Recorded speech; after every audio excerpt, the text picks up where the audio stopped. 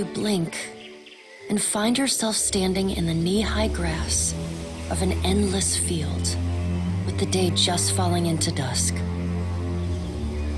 Then, the earth falls away. The wind ceases, and you are sent tumbling up into the dark of the sky. Watcher. The voice of the Pallid Knight shakes the earth at your feet. You have returned to Berath's realm, your soul once more called to attend the wishes of the God of Death. You can't be certain, but you think you might see the barest hint of a smile tugging at the edges of the Pallid Knight's lips. Once again, you have spoken with the Child of Light. Tell me what you have learned.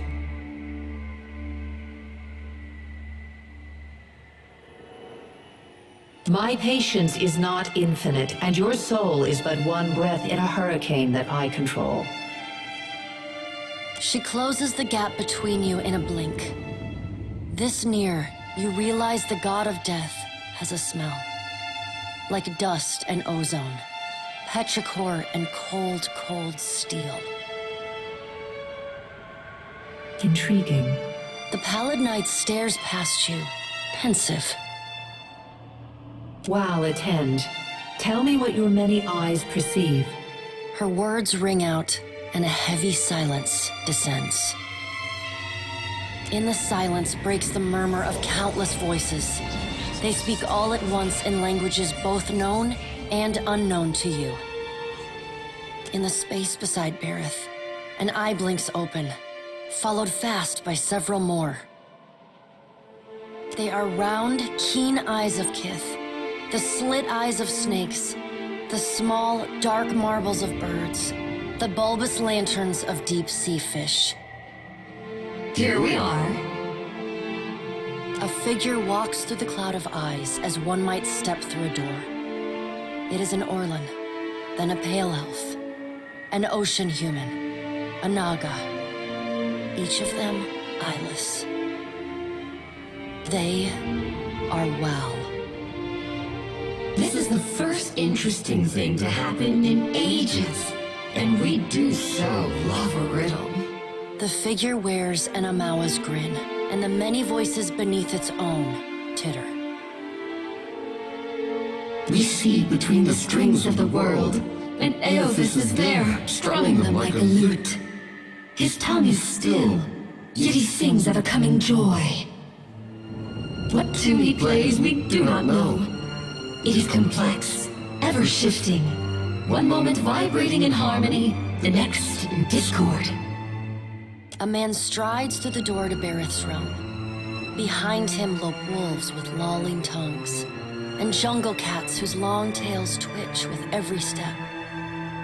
Galawain, the changeling, arrives, and he brings with him the wild heart of Eora's untamed places. Fast on Galawain's heels, a small wave of seawater washes across the tiles. It pours off the edge of the platform and cascades down into the beyond.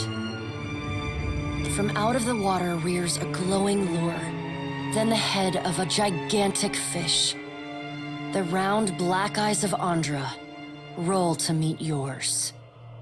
My gift-bearers bring to me that which Kith most want to forget, and in their memories I see you as Wael does. You are the one who leaves chaos in his wake. You knew one of them once, my gift-bearers, Meneha.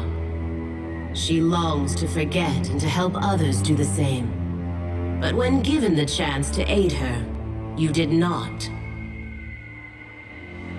You are a capricious creature, like Eothas. Ondra's storm-black eyes roll away from you. Eothas is nothing if not resourceful. I admire his nerve. In the changeling's voice, you hear the soft patter of rain on leaves and the rush of wind through treetops. Hunger will drive the most pathetic of beasts to desperate acts of bravery. If his journey leads him back to us, he has proved himself worthy of return to the fold. Aethys does not return to us. He returns to execute some grand plan. We must stop him. Ondra's voice rises like a tide, panic riding its crest. The doors lining the walls of Berath's realm slam open in unison. Warped pieces of ancient armor and the remnants of discarded weapons roar through the doorways. They meet in the center of the room, in a shower of sparks, and form the vague figure of a man. Finally, a blacksmith's sledge hurtles past your shoulder, and the figure snatches it from the air. A man forged in metal stands before you. Twin flames ignite in his eyes, and a low rumble starts in his chest. He walks forward. With each halting, jerky step, you're assaulted with the unbearable screech of metal grinding upon metal. We should destroy Aethys, that we might reforge him into something new, something stronger. He could be a weapon that all of us might wield. Abydon's words carry the heat of the forge. Behind them you hear the clang and clatter of hammer on metal, and the hiss of just quenched steel. Abydon speaks with wisdom. He violates not their realms, but mine. I feel his urgency in every stamp of his feet along my spine. I will send tsunamis to slow him, if Magran would stir the earth beneath Magran's teeth. The water at your feet recedes. Lava oozes up through the shallow water, and a woman made from the guts of the earth emerges. She settles her characteristic broadsword on her shoulder, and sighs a cloud of smoke and ash. Magran returns. In the age when our steps carved valleys across the face of Eora, our bodies were impervious to all but the strongest attacks. I doubt fire and water will be enough to stop him. But I will bear down upon Aethys with all the heat and fury of the earth. If I must. The deep, bellowing cry of an aurochs shakes the ground beneath your feet. The cry drones on and on, a moan without end. Wael's many eyes squeeze shut. Ondra slips back beneath her waves. Magran dissipates in a swirling cloud of steam. Galawain's beasts cower and whine. Only the pallid night stands impassive. My end comes to all things in time. Should Aethys care to hasten the inevitable, I welcome his efforts.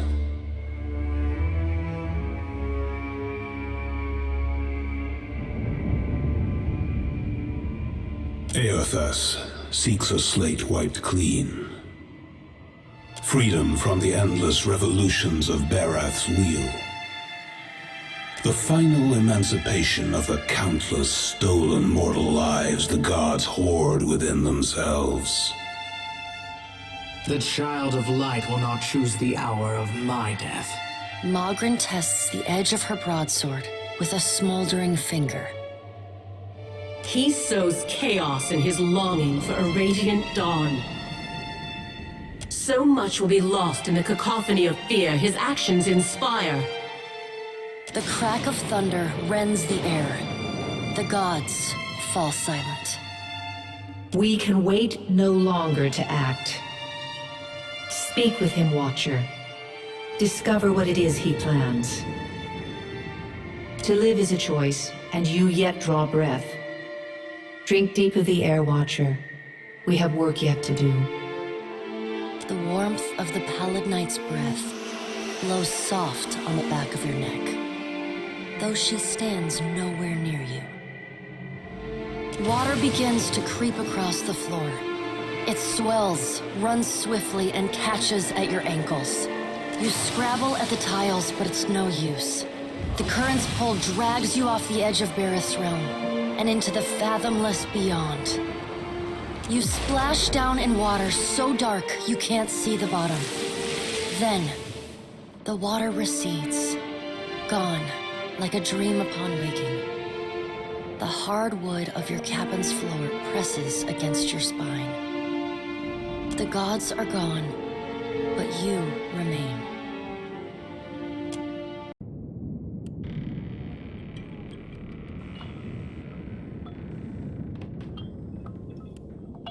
Little boy, remember it told me, way haul away, we'll haul away and go.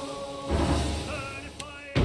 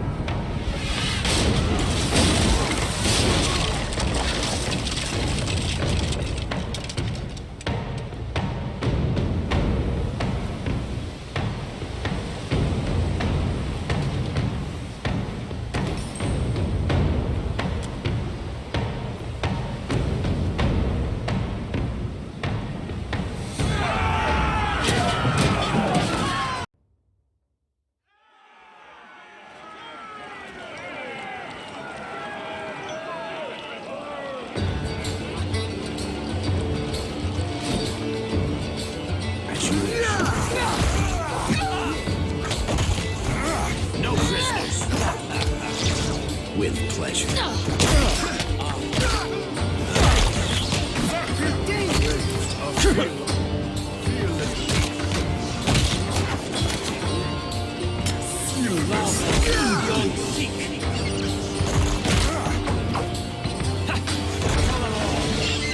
How's this one go again?